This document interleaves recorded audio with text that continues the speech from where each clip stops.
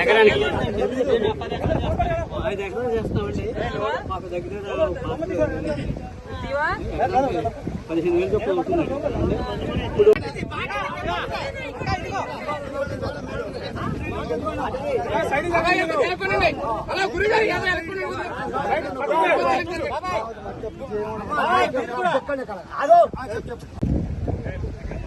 West Godavari జిల్లాలో తాడేపల్లిగూడెం నియోజకవర్గంలో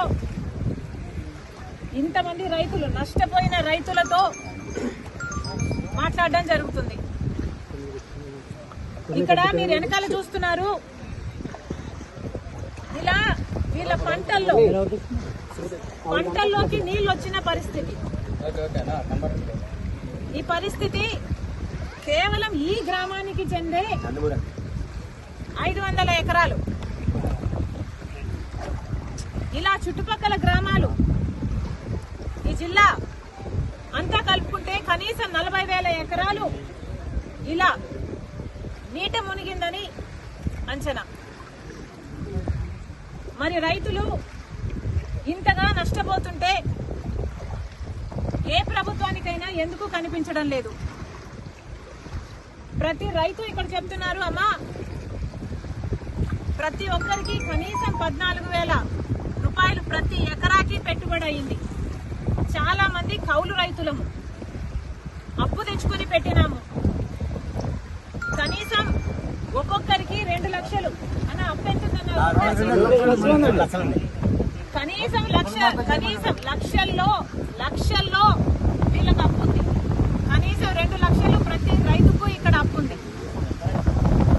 మరి ఇలాంటి పరిస్థితుల్లో ప్రభుత్వాలు ఏం చేస్తున్నాయో సమాధానం చెప్పాల్సిన అవసరం ఉంది.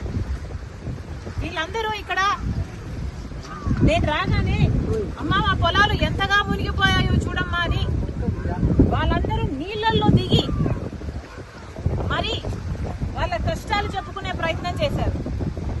అందుకే నేను కూడా నీళ్లలో దిగి వాళ్ళ కష్టాలకు రావాల్సిన అటెన్షన్, రావాల్సిన నష్టపరిహారం కోసం ఈరోజు కాంగ్రెస్ పార్టీ కూడా వాళ్ళ కష్టాలలో భాగం పంచుకోవడానికి ఈరోజు మేము కూడా నీళ్లలో దిగి మాట్లాడుతున్నాం. ప్రభుత్వాలు కళ్ళు తెరవాల్సిన అవసరం ఉంది. పక్క రాష్ట్రంలో రేవంత్ రెడ్డి గారు రుణమాఫీ చేశారు. ఇక్కడ రైతులు కూడా అమ్మా మాకు రుణాలున్నాయి, మాకు కూడా రుణమాఫీ అవసరము అని ప్రాధేయపడుతున్నారు.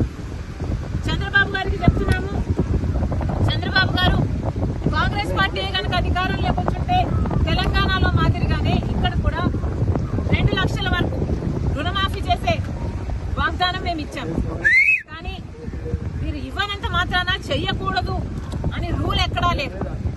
రాజశేఖర రెడ్డి గారు రుణమాఫీ చేస్తాను అని వాగ్దానం ఇవ్వకుండానే, మేనిఫెస్టోలోనూ పెట్టకుండానే రుణమాఫీ చేసిన గొప్ప మహానేత రాజశేఖర రెడ్డి గారు. చంద్రబాబు గారు కూడా రైతులను ఆదుకోవాల్సిన అవసరం ఉంది అని కాంగ్రెస్ పార్టీ డిమాండ్ చేస్తుంది. ఇక్కడ రైతులు చెప్తున్న పరిస్థితి అయితే దారుణంగా ఉంది. అమ్మా ప్రతి సంవత్సరము ఇక్కడ నీళ్లు ఇలాగే పొంగి పొర్లుతున్నాయి. ఎర్రకాలువ పైనుంది, ఎర్రకాలువలో మరమ్మతులు జరగలేదు, మోడర్నైజేషన్ ఏ కెనాల్స్ లోనూ జరగలేదు. అక్కడ గనక పూడికలు తీసునుంటే మాకు ఇన్ని నీళ్లు రాకపోయేవి, ఇంత దారుణంగా పరిస్థితి ఉండేది కాదు అంటున్నారు. మరి గత ప్రభుత్వం వైసీపీ ప్రభుత్వం, జగన్మోహన్ రెడ్డి గారు ముఖ్యమంత్రిగా ఉన్నారు. జలయజ్ఞంలో రాజశేఖర రెడ్డి గారు రైతుల పక్షపాతి అని నిరూపించుకుంటే, జలయజ్ఞంలో రాజశేఖర రెడ్డి గారు మిగిల్చి వేసిన ప్రాజెక్టులన్నీ 6 నెలల్లో పూర్తి చేస్తానన్న జగన్మోహన్ రెడ్డి గారు 6 నెలల్లో పూర్తి చేయకపోగా కనీసం ఉన్న ప్రాజెక్టులకు కూడా కనీసం మరమ్మతులు చేయలేదు. గేట్లు ఊడి తేలిపోతున్నా పట్టించుకోలేదు.